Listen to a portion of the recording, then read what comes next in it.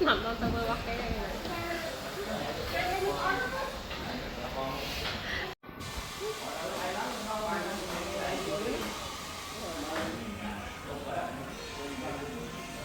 Sao mà chấp cái kia rồi.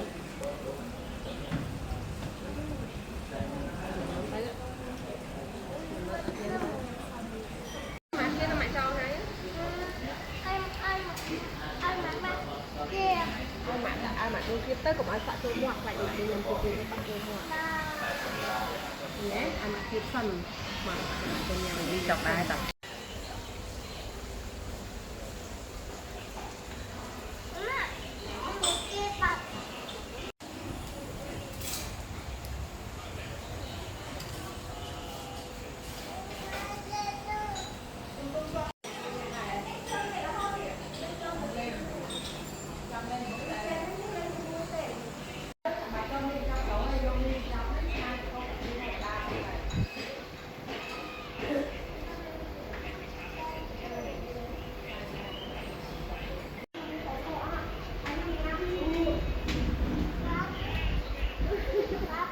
apa?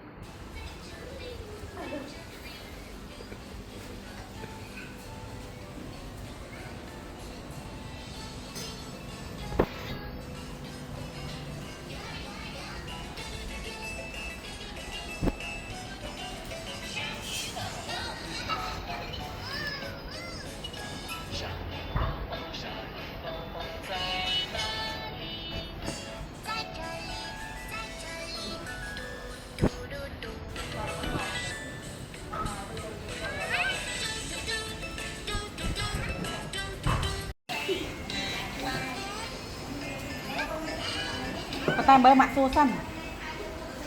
xanh con mau vô ai bon ai con mơ cả ai thét bon con nên xong mẹ bọc trẻ con nên xong mẹ con nên xong trẻ hả hả con mơ ba trẻ bơ mặt xô xanh con nên xong trẻ hả chẳng đâu à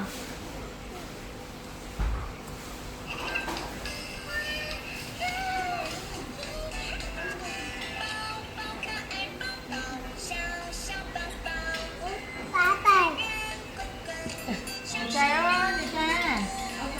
con chẳng đâu trẻ không xua tháng này mà mơ ba trẻ nó lên xong mà hãy còn mà đo vô mà anh ấy con mơ con mơ con con trẻ rồi anh lên trẻ hát lên mơ vào đầu